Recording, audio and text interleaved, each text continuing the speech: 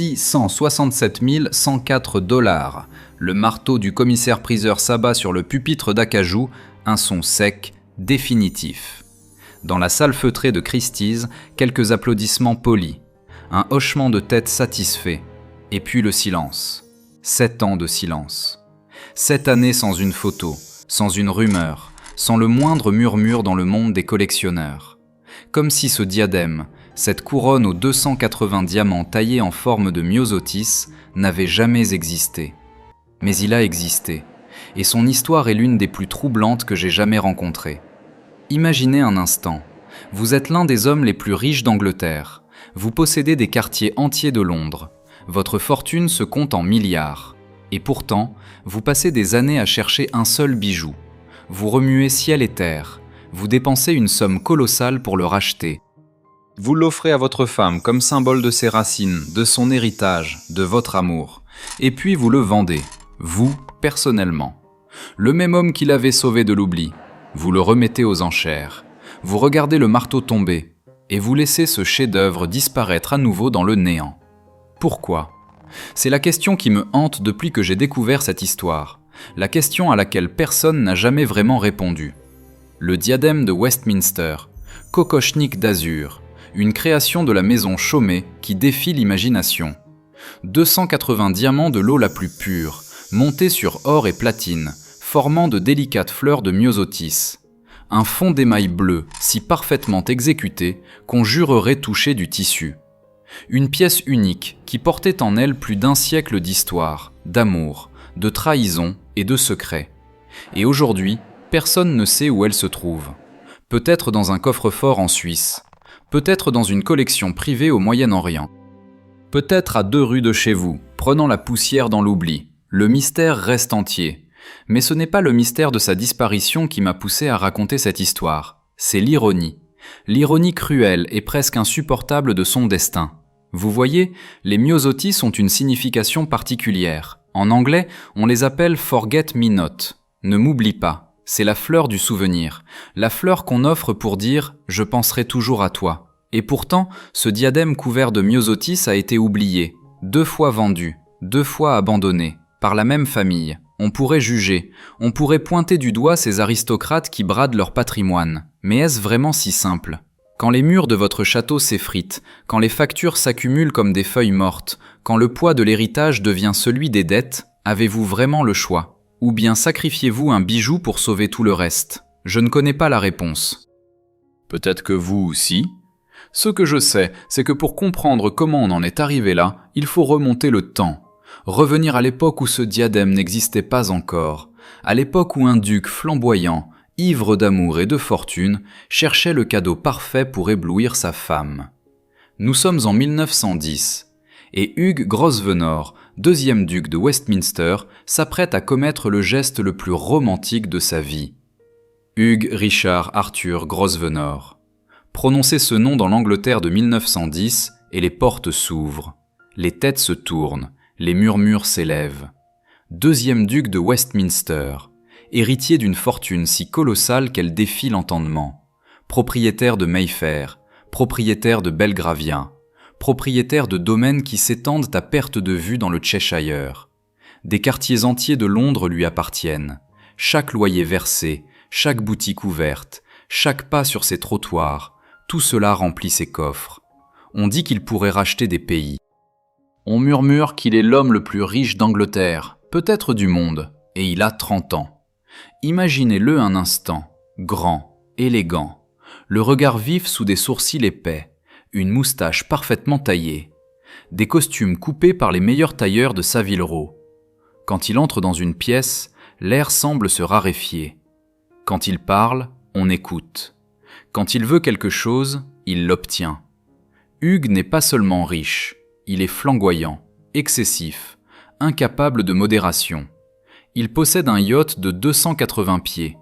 Il chasse le sanglier en France. Il collectionne les voitures de course. Il organise des fêtes qui durent des jours entiers, où le champagne coule comme l'eau de la Tamise. Plus tard, il deviendra l'ami intime de Coco Chanel.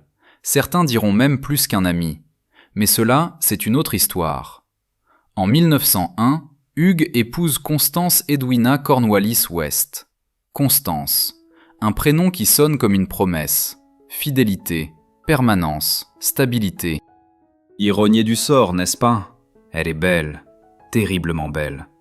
Issue de la haute société britannique, élevée dans le luxe et les bonnes manières. Le mariage fait sensation. Les journaux s'extasient. On parle de la robe, on compte les invités, on évalue les cadeaux. L'union parfaite entre deux fortunes, deux noms, deux destinées qui semblent tracées par les dieux eux-mêmes. Hugues est fou d'elle, du moins au début. Il veut l'éblouir, la couvrir de diamants, lui offrir ce que personne d'autre ne peut offrir. Pas simplement des bijoux, n'importe quel riche peut acheter des bijoux. Non, il veut quelque chose d'unique, quelque chose qui n'existe nulle part ailleurs, quelque chose qui fera taire les langues et briller les yeux d'envie. Pendant 9 ans, il cherche. Il fait le tour des joailliers de Londres, de Paris, de Genève. Rien ne le satisfait. Trop commun, trop vu, pas assez extraordinaire. Et puis en 1910, il entend parler d'une vente aux enchères, un kokochnik, une tiare inspirée des coiffes traditionnelles russes.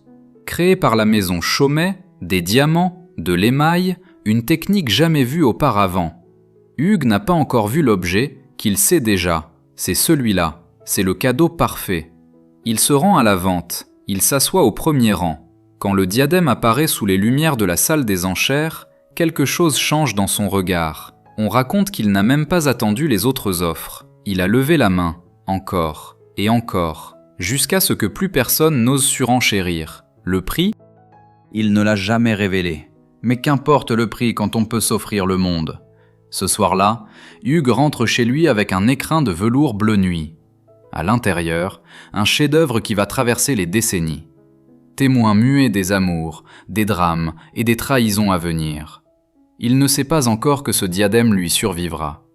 Qu'il survivra à son mariage, à son divorce, à ses 3 autres épouses. Qu'il sera vendu, racheté, revendu. Qu'il finira par disparaître dans le brouillard de l'histoire. Pour l'instant, Hugues ne pense qu'à une chose, le visage de Constance quand elle ouvrira cet écrin. Mais pour comprendre pourquoi ce diadème était si exceptionnel, il faut d'abord comprendre d'où il venait, qui l'avait créé, et surtout, comment des artisans français avaient réussi à capturer l'âme de la Russie dans un bijou. Paris, place Vendôme, le cœur battant de la joaillerie mondiale. C'est ici, dans des ateliers baignés de lumière, que les rêves prennent forme, que l'or devient poésie, que les pierres racontent des histoires. La maison Chaumet règne sur ce monde depuis plus d'1 siècle. Fondée en 1780, joaillier de Napoléon Bonaparte, créateur des parures de l'impératrice Joséphine, des couronnes, des diadèmes, des colliers qui ont orné les cous les plus puissants d'Europe.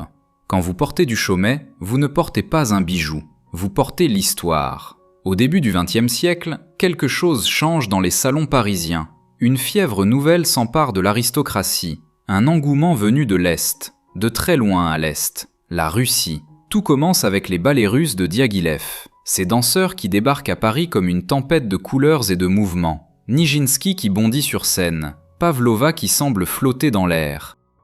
Des costumes écarlates, dorés, brodés de motifs que personne n'a jamais vus. Paris est subjugué, hypnotisé, fou de Russie. Soudain, tout ce qui vient de cet empire lointain devient désirable. Les œufs Fabergé, les icônes orthodoxes, les fourrures de Zibeline et les kokochniks. Le kokochnik, prononcez ce mot lentement. Kokochnik. Il roule sur la langue comme une mélodie slave. C'est une coiffe traditionnelle russe, un diadème en forme de croissant ou d'éventail qui encadre le visage des femmes. Les paysannes en portaient en tissu brodé. Les tsarines en portaient en or et en diamant. C'est le symbole même de la féminité russe, de sa fierté, de sa beauté mystérieuse. Les grandes dames de Paris en veulent, toutes, immédiatement, et les joailliers se mettent au travail. Mais voici le problème. Un vrai kokochnik russe n'est pas seulement une couronne, c'est une structure recouverte de tissu, de velours, de soie brodée. C'est cette texture, ce fond coloré qui donne au bijou son âme. Sans cela, ce n'est qu'un arc de métal avec des pierres. Joli, certes, mais sans magie. Comment reproduire l'effet du tissu en métal et en pierre? Les artisans de Chaumet se penchent sur la question. Des semaines, des mois, des dizaines d'essais abandonnés. Trop rigide, trop froid, trop mort. Et puis quelqu'un propose une solution. Une technique ancienne, délicate, terriblement risquée. L'émail. Pas n'importe quel émail. Un émail translucide, azur, bleu comme le ciel d'été au-dessus de Saint-Pétersbourg. Appliqué en couches si fines qu'il semble respirer, qu'il capte la lumière et la renvoie comme un souffle. Le problème, c'est que l'émail est capricieux, une bulle d'air et tout est à refaire. Une température trop haute et les couleurs virent au gris. Une couche trop épaisse et l'effet de transparence disparaît. C'est un matériau qui demande une patience infinie, une main qui ne tremble jamais. Un œil qui voit l'invisible. La plupart des joailliers évitent l'émail sur les pièces importantes. Trop de risques, trop de pertes potentielles. Mais les maîtres de Chaumet ne sont pas la plupart des joailliers. Ils tentent l'impossible. Couche après couche, ils appliquent cet émail azur sur le fond du diadème. Ils le cuisent, ils le polissent, ils recommencent quand ce n'est pas parfait. Et ce n'est jamais parfait du premier coup. Le résultat dépasse leurs espérances. L'émail ne ressemble pas à de l'émail, il ressemble à du tissu, à de la soie fine tendue sur un cadre. Quand la lumière le traverse, il semble vivant, il semble respirer. On jurerait pouvoir le toucher et sentir la douceur du textile sous ses doigts. Sur ce fond de ciel bleu, il monte les diamants. 280 pierres taillées avec une précision chirurgicale. Chaque diamant devient un pétale. Chaque groupe de pétales devient une fleur. Des myosotis. Ces petites fleurs bleues qui poussent au bord des chemins et qui signifient « ne m'oublie pas ». Les fleurs sont montées sur des tiges de platine, si fines, si délicates, que le moindre mouvement de tête les fait trembler. Elles oscillent, elles dansent. Elles semblent portées par un vent invisible. Le diadème est terminé. Une fusion parfaite entre la tradition russe et le savoir-faire français. Une hommage à un empire lointain, réinterprété par les mains les plus habiles de Paris. Mais était-ce vraiment un hommage ? Je me pose parfois la question. Les Européens ont souvent emprunté les traditions d'autres cultures pour les transformer en objets de luxe. Les motifs orientaux, les pierres africaines, les techniques asiatiques. On appelle cela de l'inspiration. On pourrait aussi appeler cela autre chose. Ce kokochnik n'était pas russe. Il était parisien. Créé par des Français pour des Français. Vendu à un duc anglais. Très loin des paysannes slaves qui portaient les vrais kokochniks dans les villages enneigés. Hommage sincère ou appropriation élégante? La frontière est parfois bien mince. Ce qui est certain, c'est que ce diadème était unique. Il l'est toujours. Aucune autre pièce n'a jamais reproduit cette magie. Cet équilibre parfait entre technique et émotion. Ce souffle de vie dans un objet de métal et de pierre. En 1910, il attendait dans une salle des ventes. Prêt à changer de main pour la première fois, prêt à commencer son voyage à travers les décennies et les drames, Hugh Grosvenor l'a vu, Hugh Grosvenor l'a voulu, Hugh Grosvenor l'a eu, et le soir où il l'a offert à Constance, quelque chose de magique s'est produit. Un écrin de velours bleu nuit. Constance le tient entre ses mains. Ses doigts tremblent légèrement. Elle ne sait pas encore ce qu'il contient, mais elle connaît son mari. Elle sait que Hugh ne fait jamais les choses à moitié. La chambre est silencieuse. Les rideaux de soie filtrent la lumière du soir londonien. Quelque part dans la maison, une horloge égrène les secondes. Constance inspire. Elle soulève le couvercle. Et le souffle lui manque. Sur le coussin de satin, le diadème repose comme un rêve matérialisé. La lumière des bougies joue sur les facettes des diamants. Des centaines d'éclats, des milliers de reflets. Un feu d'artifice silencieux, enfermé dans un écrin. Constance approche son visage. Elle n'ose pas toucher. Pas encore. D'abord, elle voit le bleu. Ce bleu azur qui semble venir d'ailleurs. Pas le bleu froid des saphirs, pas le bleu profond des océans. Non, c'est le bleu d'un ciel d'été, léger, lumineux, presque transparent. On dirait que quelqu'un a capturé un morceau d'atmosphère et l'a emprisonné dans le métal. C'est l'émail, cette fine couche de verre coloré qui recouvre le fond du diadème. Mais Constance ne pense pas à la technique, elle pense à la beauté, à cette couleur qui semble vibrer doucement, comme si elle était vivante. Et puis elle voit les fleurs, des myosotis, des dizaines de myosotis. Chaque fleur est composée de 5 pétales de diamant, montée autour d'un minuscule cœur doré. Les pierres sont si parfaitement taillées qu'elles captent la moindre lueur et la transforment en étincelle. Constance penche légèrement les crins. Et là, quelque chose d'extraordinaire se produit. Les fleurs bougent, elles tremblent, elles oscillent, elles dansent sur leurs tiges de platine comme si un vent invisible les caressait. Ce n'est pas une illusion, c'est la magie de la monture en tremblant, une technique où les pierres sont fixées sur des ressorts microscopiques qui leur permettent de vibrer au moindre mouvement. Chaque pas que fera Constance, chaque tour de tête, chaque éclat de rire, et les Myosotis danseront avec elle. Elle tend enfin la main. Ses doigts effleurent le métal. Et elle découvre autre chose, une surprise à laquelle elle ne s'attendait pas. Le diadème est léger, malgré sa taille imposante, malgré les 280 diamants, malgré l'or et le platine. Il semble presque aérien, comme si les artisans avaient réussi à défier les lois de la physique, à créer un nuage de pierres précieuses. C'est le platine qui permet ce miracle. Plus résistant que l'or, il peut être travaillé en fils plus fins, en structures plus délicates. Là où l'or aurait été lourd et épais, le platine est léger et gracieux. On peut le porter pendant des heures sans sentir son poids. Constance soulève le diadème. Elle le place sur sa tête. Elle se tourne vers le miroir. Et elle ne reconnaît pas la femme qui lui fait face. Ce n'est plus Constance Cornwallis-West. C'est une tsarine, une impératrice. Une créature venue d'un autre monde, couronnée de ciel et d'étoiles. Les Myosotis encadrent son visage comme une auréole de lumière. Le bleu de l'émail fait ressortir l'éclat de ses yeux. Les diamants projettent des arcs-en-ciel minuscules sur ses joues, sur son front, sur les murs de la chambre. Hugues se tient derrière elle. Il regarde le reflet de sa femme dans le miroir. Il sourit. C'est exactement l'effet qu'il voulait. Cette stupéfaction muette, cette beauté qui coupe le souffle.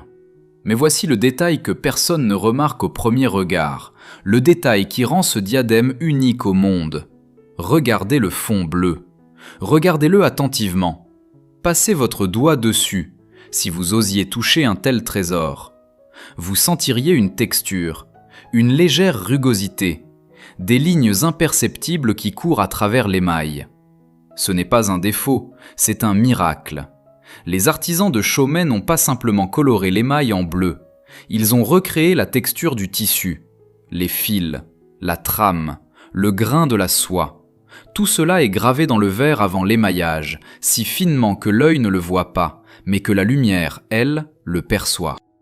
C'est pour cela que cet émail semble vivant. Il ne réfléchit pas la lumière de manière uniforme, il la diffuse, il la brise en milliers de micro-reflets, exactement comme le ferait un vrai tissu. Aucun joaillier avant eux n'avait osé cette technique.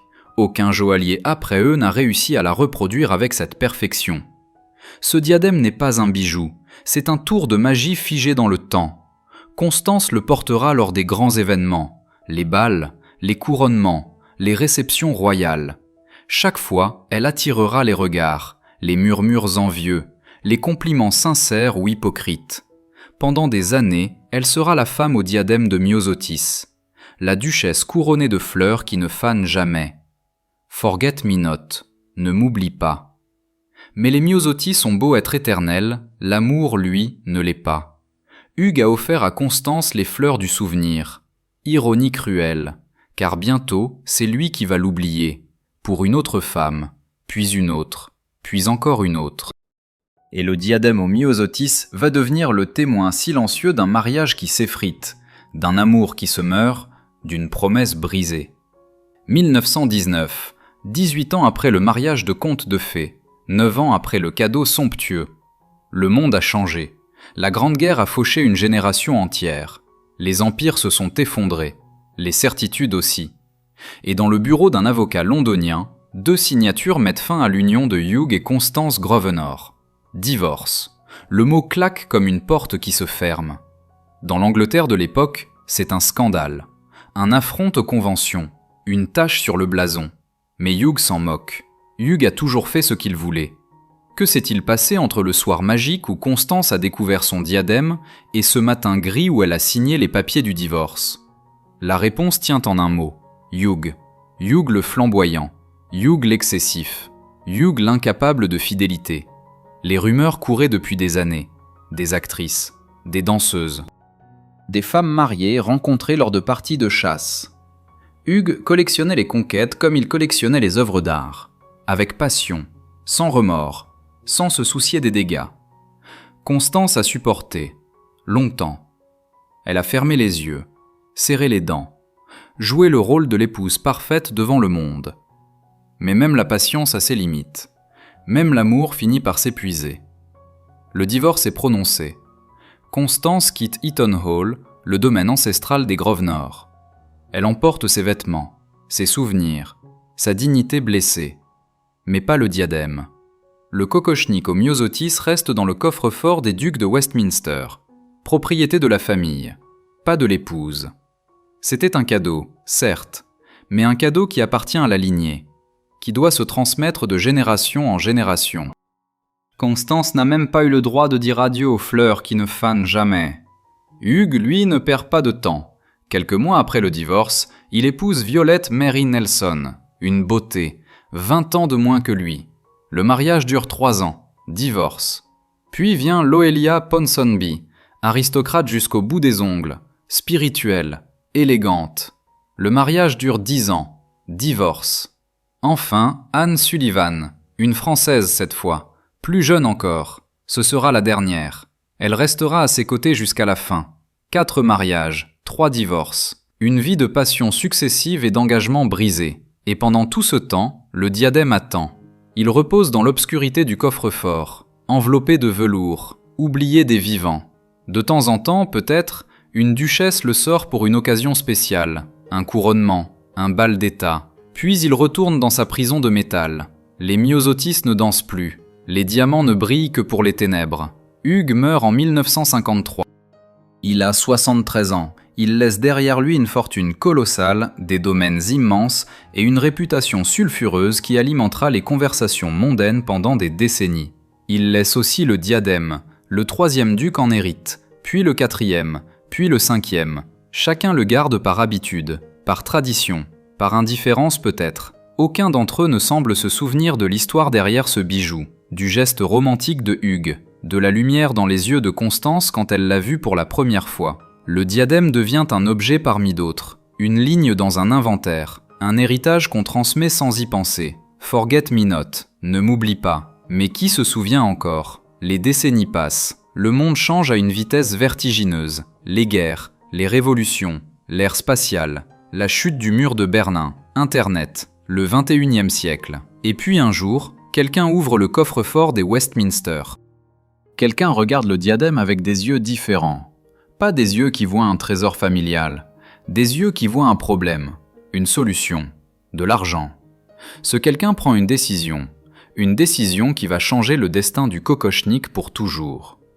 Le diadème va être vendu, pas discrètement, pas en famille, non, aux enchères, aux plus offrants, comme un vulgaire bibelot dont on veut se débarrasser. La première trahison est sur le point de se produire. Je voudrais vous donner une date précise, un nom, un visage, mais je ne peux pas. C'est l'un des aspects les plus frustrants de cette histoire. La première vente du diadème de Westminster est enveloppée d'un voile de silence, comme si quelqu'un avait soigneusement effacé les traces, comme si cette trahison devait rester dans l'ombre pour toujours.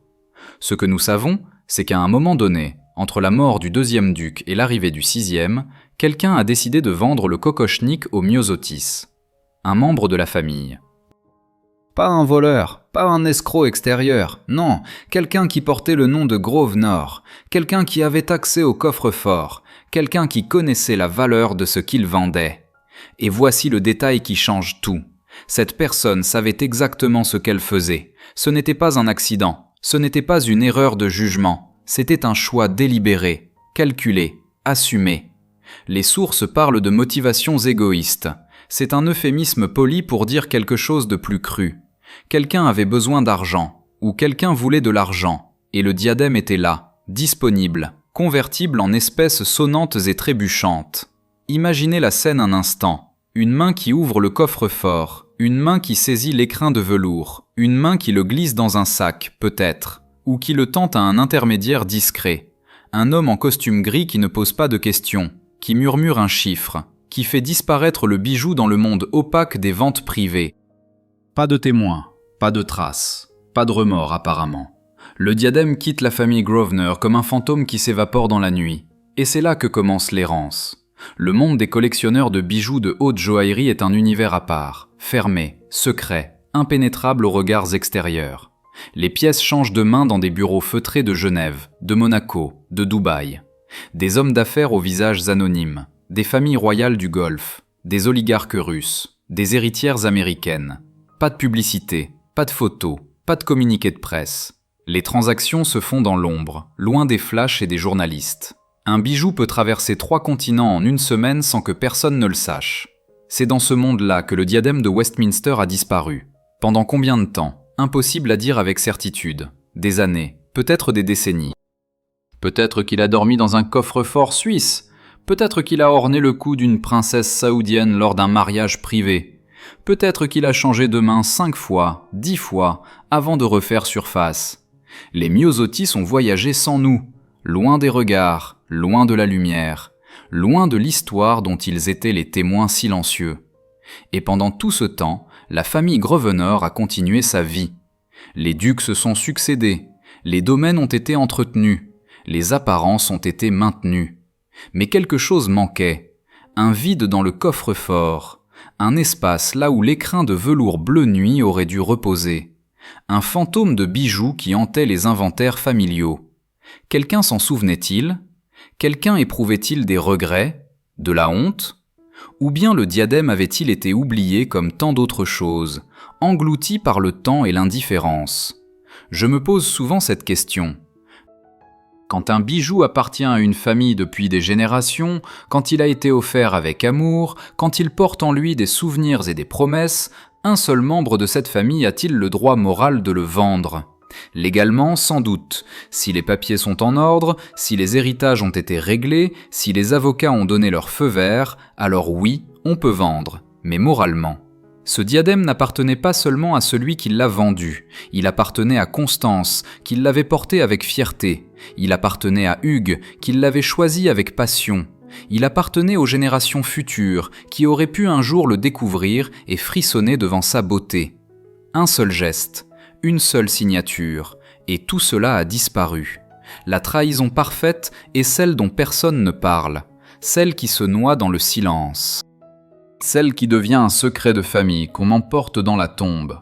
Mais les secrets ont une façon de refaire surface. Les trésors perdus ont une façon de réapparaître. Et le diadème aux Myosotis n'avait pas dit son dernier mot. Car quelqu'un, quelque part, n'avait pas oublié. Quelqu'un connaissait l'histoire de ce kokochnik, sa beauté, sa signification. Quelqu'un avait décidé de le chercher, de le traquer, de le ramener à la maison, coûte que coûte.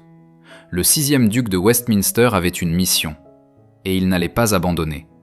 Gerald Cavendish Grosvenor, 6e duc de Westminster, né en 1951, héritier d'un nom légendaire et d'une fortune qui défie l'imagination. Mais contrairement à son ancêtre Hugues, Gerald n'est pas un flambeur, pas un séducteur, pas un collectionneur de scandales. C'est un homme discret, réservé, presque timide, disent ceux qui l'ont côtoyé. Le genre d'aristocrate qui préfère la campagne aux cocktails mondains, les chevaux aux soirées parisiennes, le silence des domaines au brouhaha de la haute société.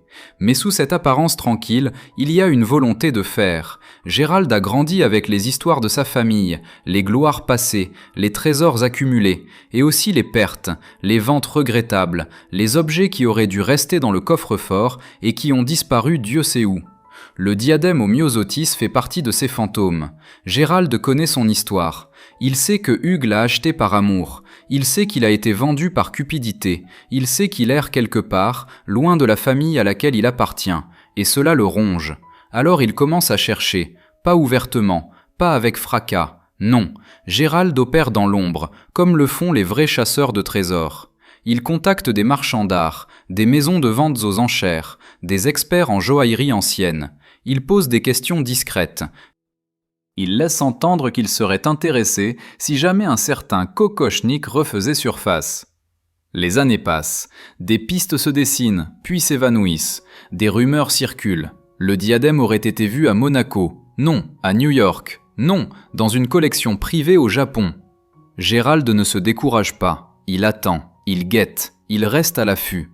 Et puis un jour, la nouvelle tombe, le diadème est disponible. Quelqu'un veut le vendre, discrètement bien sûr, pas de publicité, pas d'enchère publique, une transaction privée entre connaisseurs. Gérald n'hésite pas une seconde, il paie le prix demandé, sans négocier, sans marchander, comme Hugues l'avait fait un siècle plus tôt. Le kokoshnik au myosotis rentre à la maison. Imaginez ce moment, l'écrin qui s'ouvre après des décennies d'absence, les diamants qui captent à nouveau la lumière anglaise, l'émail azur qui semble respirer après une longue apnée, les fleurs qui tremblent sur leurs tiges de platine comme si elles reprenaient vie. Le fils prodigue est de retour. Mais Gérald ne veut pas simplement posséder ce diadème, il veut lui donner un sens, une nouvelle histoire, une raison d'être qui dépasse la simple possession. Et cette raison a un nom, Natalia. Natalia Phillips, l'épouse de Gérald, la femme qu'il aime depuis des décennies, la mère de ses enfants, la duchesse de Westminster. Natalia n'est pas n'importe qui.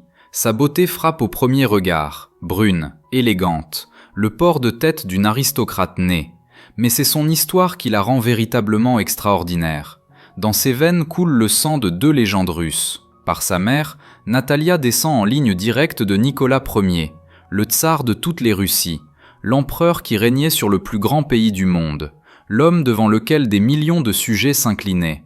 Et ce n'est pas tout. Par une autre branche de son arbre généalogique, Natalia est également la descendante d'Alexandre Pouchkine, le plus grand poète russe, le père de la littérature moderne, l'homme dont les vers ont fait pleurer des générations entières, l'homme qui est mort dans un duel, à 37 ans, le cœur brisé et le génie intact. Le tsar est le poète, le pouvoir est l'art, le trône est la plume, tout cela coule dans les veines de Natalia. Quand Gérald découvre le kokoshnik, cette tiare inspirée des coiffes russes traditionnelles, il sait immédiatement ce qu'il doit faire. Ce bijou n'est pas seulement un trésor familial des Grosvenor, c'est un hommage à la Russie, un écho des steppes enneigées et des palais de Saint-Pétersbourg, un pont entre l'Europe occidentale et cet empire mystérieux qui fascinait les joailliers de Paris. Ce bijou est fait pour Natalia, il lui appartient, plus qu'à n'importe qui d'autre. Gérald lui offre le diadème. Je ne connais pas les mots qu'il a prononcés. Je ne sais pas si c'était lors d'un anniversaire, d'un Noël, d'un moment ordinaire transformé en souvenir éternel.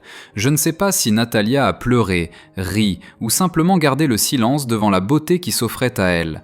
Mais je sais ce que ce geste signifiait. « Regarde, disait Gérald, regarde ce que j'ai fait pour toi. J'ai cherché ce trésor pendant des années, je l'ai ramené de l'oubli. Et maintenant je te l'offre, parce qu'il te ressemble, parce qu'il raconte ton histoire, parce que je veux que tu saches que tes racines comptent, que ton héritage compte, que tu comptes. » Les myosotis ont recommencé à danser, sur la tête de la descendante de Pouchkine et de Nicolas Ier, comme si l'histoire avait enfin trouvé son sens. Forget me not, ne m'oublie pas. Cette fois, personne n'allait t'oublier. Du moins, c'est ce que tout le monde croyait, car personne ne pouvait imaginer ce qui allait se passer ensuite. Personne ne pouvait prévoir que le chevalier lui-même allait trahir sa propre quête. 2015, 23 ans après le geste romantique, 23 ans après la quête héroïque, 23 ans après que Gérald a offert à Natalia les racines russes qu'elle portait en elle. Une salle de vente aux enchères, Christie's, Londres, lumière tamisée, fauteuil de velours. L'élite des collectionneurs du monde entier rassemblée pour une vente exceptionnelle. Et là, sous les projecteurs, dans une vitrine de verre blindé, le diadème aux myosotis. Lot numéro 47, kokoshnik de Chaumet, émail azur et diamant. Estimation 350 000 à 450 000 $, à vendre, par le 6e duc de Westminster lui-même. J'ai relu cette information plusieurs fois quand je l'ai découverte. Je pensais avoir mal compris. Je cherchais une autre explication, une erreur, une confusion.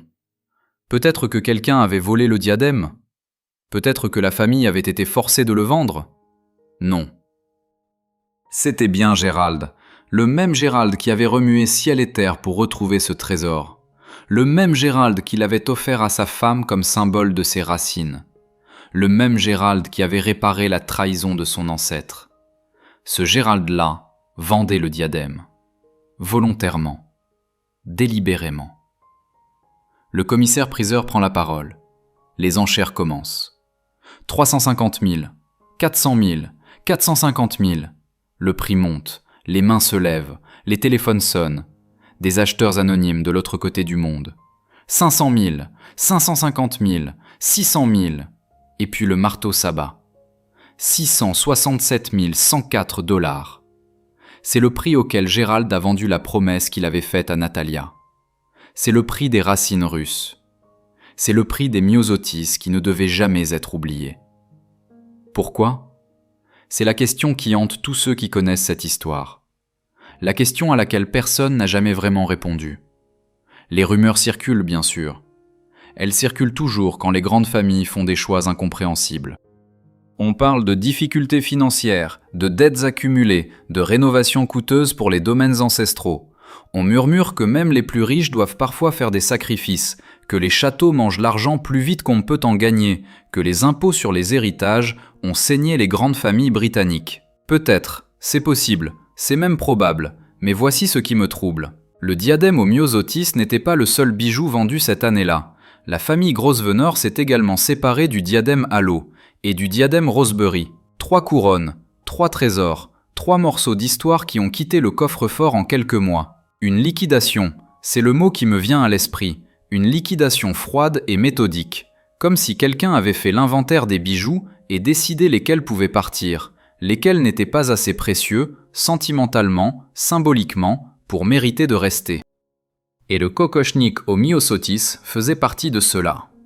Le bijou que Gérald avait cherché pendant des années. Le bijou qu'il avait offert comme un serment d'amour. Le bijou qui racontait l'histoire de Natalia, de Pouchkine, du tsar Nicolas. Ce bijou-là n'était pas assez précieux pour être sauvé. Je ne juge pas. Ou plutôt, j'essaie de ne pas juger. Je ne connais pas les circonstances exactes. Je ne sais pas ce qui se passait dans les coulisses. Je ne sais pas quelles conversations ont eu lieu entre Gérald et Natalia. Je ne sais pas si elle a pleuré, si elle a protesté, si elle a compris. Mais je ne peux pas m'empêcher de penser à l'ironie. Un siècle plus tôt, un membre de la famille avait vendu ce diadème par égoïsme. Gérald l'avait racheté par amour.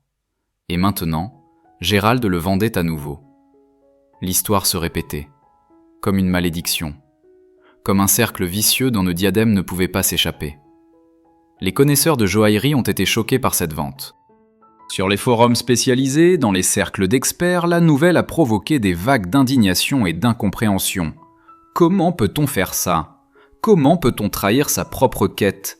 Comment peut-on vendre un symbole aussi puissant pour quelques centaines de milliers de $, une somme dérisoire quand on possède des milliards ? Mais les enchères n'attendent pas les états d'âme. Le marteau est tombé, l'acheteur a signé, le diadème a changé de main. Et puis le silence. L'acheteur n'a jamais révélé son identité. Homme ou femme ? Européen ou asiatique ? Collectionneur privé ou musée ? Personne ne sait. Christie's protège l'anonymat de ses clients comme une forteresse. Le diadème aux myosotis a disparu. Encore une fois. Pour la 2e fois en un siècle. Sauf que cette fois, il n'y aura probablement personne pour le chercher. Personne pour jouer au chevalier. Personne pour le ramener à la maison. Car un an plus tard, en 2016, Gerald Cavendish Grosvenor est mort. Crise cardiaque, soudaine, brutale, à 64 ans seulement. Le duc qui avait sauvé puis condamné le diadème n'est plus là pour expliquer ses choix, pour justifier sa décision, pour répondre aux questions qui hantent tous ceux qui connaissent cette histoire. Il a emporté ses secrets dans la tombe, et le diadème a emporté les siens dans l'obscurité. 7 ans maintenant. 7 ans sans une photo, sans une rumeur, sans le moindre signe de vie. Quelque part dans le monde, les myosotis attendent, dans un coffre-fort anonyme, sur une étagère poussiéreuse, ou peut-être sur la tête d'une femme que personne ne connaît. Forget me not. Les fleurs du souvenir sont tombées dans l'oubli. Où est le diadème aux myosotis en ce moment même ? Je me pose cette question depuis que j'ai commencé à raconter cette histoire. Je me la pose encore maintenant, au moment où je prononce ces mots. Et je n'ai pas de réponse. Personne n'en a. 667 104 $. Un marteau qui s'abat. Un acheteur anonyme. Et puis 7 ans de silence absolu. Pas une photo sur Instagram, pas une apparition dans un gala, pas une mention dans un catalogue de vente, rien. C'est comme si le diadème s'était volatilisé, dissous dans l'air, évaporé comme la brume du matin sur les landes anglaises. J'ai cherché, croyez-moi, j'ai cherché. J'ai parcouru les archives des maisons de vente aux enchères. J'ai contacté des experts en joaillerie ancienne. J'ai fouillé les forums de collectionneurs. J'ai même tenté de retrouver la trace de l'acheteur mystérieux de 2015. Chaque piste menait à une impasse. Le monde des collectionneurs privés est une forteresse imprenable. Les portes ne s'ouvrent pas aux curieux. Les secrets restent des secrets. Les trésors restent dans l'ombre. Alors je me suis mise à imaginer. Peut-être que le diadème repose dans un coffre-fort suisse. Quelque part dans les entrailles d'une montagne, derrière des portes blindées et des codes à 16 chiffres. Enveloppé de velours noir, seul, oublié. Peut-être qu'il orne la tête d'une princesse du Golfe, une femme dont le visage n'apparaît jamais dans les journaux, une femme qui le porte lors de mariages privés, de fêtes somptueuses où les photographes sont interdits. Les myosotis danseraient alors sous les lustres de cristal, loin des regards du monde. Peut-être qu'il a été racheté par un oligarque russe. Quelqu'un qui connaît la signification du kokochnik. Quelqu'un qui a voulu ramener ce symbole dans sa patrie d'inspiration. Les myosotis seraient rentrés à la maison d'une certaine façon. Ou peut-être, et cette idée me serre le cœur, peut-être qu'il prend la poussière dans un grenier, oublié par un héritier qui ne connaît pas sa valeur, rangé dans une boîte parmi d'autres bibelots. Les diamants ne brillent que pour les araignées. L'émail azur pâlit dans l'obscurité. Chacune de ces possibilités est aussi probable que les autres. Et c'est précisément ce qui rend cette histoire si troublante. Un chef-d'œuvre peut disparaître, complètement, définitivement. Nous vivons à l'ère de l'hyperconnexion. Des satellites photographient chaque centimètre de la planète. Des algorithmes traquent nos moindres mouvements. Rien ne semble pouvoir échapper au regard. Et pourtant, un diadème de 280 diamants, créé par l'un des plus grands joailliers de l'histoire, peut s'évanouir dans le néant, sans laisser de traces, sans espoir de retour. C'est vertigineux quand on y pense. Le 7e duc de Westminster, Hugh, a hérité du titre après la mort de son père en 2016. Il avait 25 ans. Il est aujourd'hui l'un des hommes les plus riches du Royaume-Uni. Va-t-il chercher à racheter le diadème ? Va-t-il poursuivre la quête de son père ? Va-t-il ramener les myosotis à la maison pour la 3e fois ? Je ne sais pas. Peut-être qu'il ne connaît même pas cette histoire. Peut-être que le diadème n'est pour lui qu'une ligne dans un registre de vente, un objet parmi d'autres, un souvenir qu'il n'a jamais eu. Ou peut-être que quelque part, dans un coin de son esprit, l'image de ce kokochnik le hante, l'image des myosotis qui tremblent sur leur tige de platine. L'image de sa mère Natalia, couronnée du symbole de ses racines russes. Peut-être qu'un jour il recevra un appel. Une voix lui murmura que le diadème est disponible, qu'il peut le racheter, qu'il peut réparer la trahison de son père. Peut-être. Mais en attendant, le mystère demeure. Et je dois vous avouer quelque chose qui va peut-être vous surprendre. Une partie de moi espère que le diadème reste caché, qu'il ne réapparaisse jamais. Je sais, c'est étrange. Après avoir raconté cette histoire avec tant de passion, après avoir déploré sa disparition, voilà que je souhaite qu'il reste dans l'ombre. Mais réfléchissez un instant. Tant que le diadème est invisible, il reste magique. Il reste un rêve, une légende, quelque chose que l'imagination peut façonner à sa guise. Nous pouvons l'imaginer parfait, étincelant, intact. Les myosotis dansent éternellement dans notre esprit, plus beau que la réalité ne pourrait jamais l'être. Le mystère préserve la magie. Si le diadème réapparaissait demain, dans un musée, dans une vente aux enchères, sur la tête d'une célébrité, quelque chose se briserait. L'enchantement prendrait fin. Il redeviendrait un objet, tangible, mesurable, photographiable. Et peut-être que l'émail serait un peu terni. Peut-être que certains diamants auraient perdu leur éclat. Peut-être que la réalité serait décevante, comparée aux rêves que nous avons construits. Certains trésors sont peut-être mieux dans l'ombre, à l'abri des regards, protégés par le secret. Mais je sais aussi que cette pensée est égoïste. Le diadème de Westminster mérite d'être vu, d'être admiré, de raconter son histoire au monde. Alors je continue d'espérer, d'attendre, de guetter. Un jour, quelqu'un ouvrira un coffre-fort. Une main soulèvera un couvercle de velours.